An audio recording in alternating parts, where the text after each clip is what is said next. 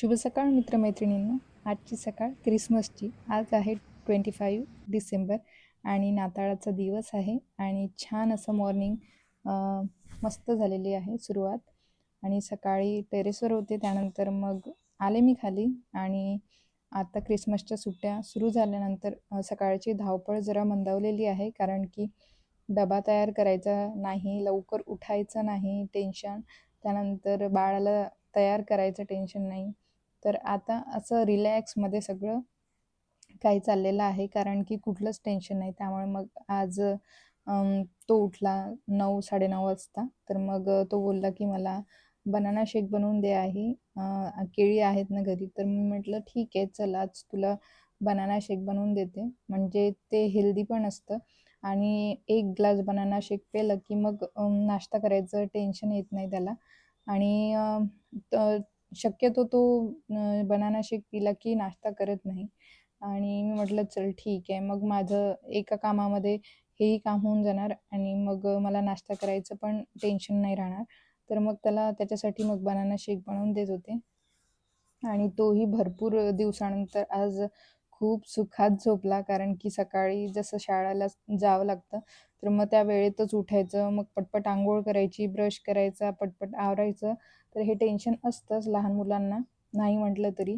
तर आता सुट्ट्या लागल्या म्हटल्यानंतर सगळं रिलॅक्समध्ये आहे, चाललेलं आहे. आणि आजचा क्रिसमस डे होता, तर मग त्यापेक्षा सोन्याहून पिवळं असं म्हणायला हरकत नाही. तर मग त्याचं छान असं एक सरप्राईज येणार होतं आज घरी. तर मग त्याहून तो आनंद की आज सरप्राईज मिळणार आहे मला, गिफ्ट्स मिळणार आहे हे ते. तर मग तेही वाट बघत होता सकाळपासून, कारण की माहिती होतं आपल्या घरी आज कोण येणार आहे आणि आपल्याला गिफ्ट मिळणार आहे. सो असा सुंदर अशी सकाळ होती क्रिसमसची. त्यानंतर बनाना शेक बनवला, छान त्याला प्यायला दिलं. आणि ते काम करता करता मग किचनमध्ये आले. आणि किचनमध्ये ॲट अ टाईम 2-3 कामं तर आपल्या महिलांचे असतंच, कारण की आपल्याला माहिती आहे की आपल्याला पटपट आवरायचं असलं की आपल्याला हाताला पडेल ते काम लगेच लगेच उरकवून घ्यायचं आपलं हे प्रयत्न तर असतोच. कारण की ना एका वेळी ना 2-3 काम केले की आपलंही टेन्शन राहत नाही आणि मुळात म्हणजे लवकर लवकर काम होतात.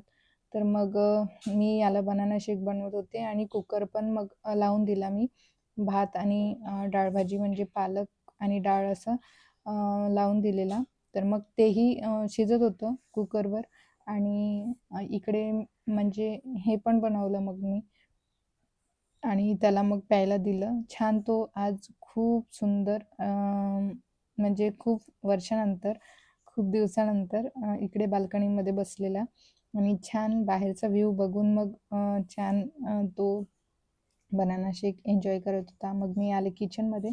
इकडे कुकरच्या शिट्ट्या बघून तर असं वाटलं चला आपला अर्धा स्वयंपाक तर इथेच झाला आहे. आता आपल्याला फक्त पूर्वतयारी भाजीची करायची आहे, की जे कांदे कापून किंवा मिरची कापून आणि बाकीचं जे काही पूर्वतयारी असतं भाजीसाठी या स्वयंपाकासाठी ती करून पटपट घ्यायची आणि मग लगेच लगेच आपलं सगळा स्वयंपाक आवरून घ्यायचा, जेणेकरून मग आपण दिवसभर मोकळं आणि फक्त जेवायचं आणि मग आराम करायचा. जे काही काम राहिलं असेल ते मग आटोपायचं आपण. तर असं तर मग आज बनवले पालक लावलेली होती. आणि मग पालकेवरून तर मला एक लहानपणीचा किस्सा आठवतो, की जेव्हा ना मी दुसरीत किंवा तिसरीत असणार, तेव्हा मम्मी माझ्या हाती ना ₹5 द्यायची आणि सांगायची, की 50 पैशाचं हे आण, 50 पैशाचं ते आण, 50 पैशाचं हे आण. तेव्हा म्हणजे सगळं इतकं स्वस्त होतं, की 50 पैशाचंही किती मिळायचं. तर मम्मी सांगायची, की पालक घेऊन ये, कोथिंबीर घेऊन ये, मिरची घेऊन ये. तर मग मी जायची भाजी मंडीमध्ये आणि गेलं की मग तिथे ना मम्मीने काय सांगितलं, की पालक आणायला. पण मी जाऊन ना तिथे माझं डोकं वेगळंच चालायचं, की तिला जे आमचं नेहमीचं दुकान होतं ना, तिथे जाऊन सांगायचं, की "काकू मला ना डाळ भाजी द्या." म्हणजे मम्मीनी ना सांगितलेलं असतं, की पालक दे, पण आपण कसं तेव्हा असं हे घ्यायचं, ते घ्यायचं म्हणून असं व्यवहारात पडत नाही. त्यामुळे काही इतकं आठवत नव्हतं. तर मग मी सरसकट तिला म्हणायची, "डाळ भाजी द्या." मग ती ना तिला माहिती होतं की ही लहान आहे. डाळ भाजी म्हटल्यानंतर ती पालकच काढून द्यायची. प्रत्येक वेळीच असंच व्हायचं. तर हा किस्सा आहे लहानपणीचा. पालक आणि डाळ भाजीचा फरक. पण त्या भाजी विक्रेतीने कधी असं सांगितलं नाही की याला पालक म्हणतो की याला डाळ भाजी म्हणू नकोस किंवा हे मागू नकोस किंवा असं मागायचं. कारण ती समजून जायची इतक्या छोट्या मुलांना, मुलींना कसं काय इतकं येणार.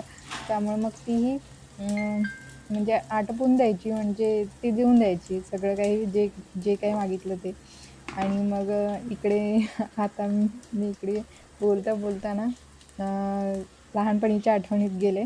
सो छान वाटलं आणि आज बनवते आहे डाळ-भाजी. सोबत मला कढी पण खायची होती खूप दिवसानंतर.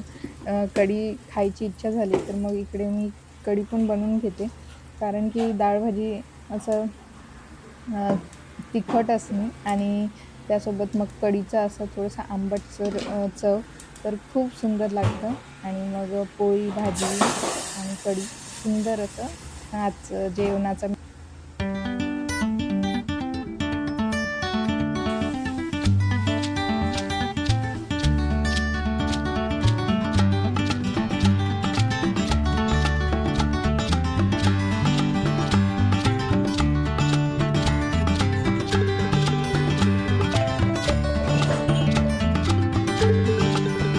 स्वयंपाक करताना ज्याही वस्तू आपण काढतो म्हणजे स्वयंपाकाला जे लागतं, त्या बरण्यांमध्ये ठेवलेलं असतं, त्या वस्तू आपण काढतो आणि त्या मग स्वयंपाक झालं की फोडणी दिली की मग जागच्या जागेवर ठेवणं किती गरजेचं असतं बरं? सांगा. कारण की मग ते जागेवर ठेवलं नाही तर मग डोकं किती सटकतं ना. त्यामुळे मग ते जागच्या जागी ठेवायला हवंच म्हणजे आपलं ना डोकंही शांत राहतं आणि आपले कामही वाढत नाही आणि चिडचिडसुद्धा होत नाही. मग त्यानंतर मग आलं होतं माझं Amazonचं पार्सल. तर Amazonवर ना ओ-टी-पी येत नाही. तर मग हा पार्सल जो देऊन जातो ना मुलगा, त्याला घर माहिती झालेलं आहे, ॲड्रेस माहिती झाला आहे. मग तो ना दुधाच्या पिशवीमध्ये तिथे लटकवलेली आहे दाराला. तर मग तो त्यामध्ये ठेवून जातो. म्हणजे ना जर आपण कामात असलं, की बेल वाजली या मग फोन केला तर रिसीव्ह नाही झालं, तर शक्यतो तो करतच नाही. अ, असा ठेवून जातो आणि मग फक्त मी जेव्हा WhatsApp चेक करते, तेव्हा डिलिव्हरचा मेसेज दिसतो. मग मग ते तेव्हा कळतं मला, की हा ठेवून गेलेला आहे. चला, तर मग आज लावलेले होते कुकरमध्ये 3 इन 1 आज काम केलेलं आहे मी. कारण की भात,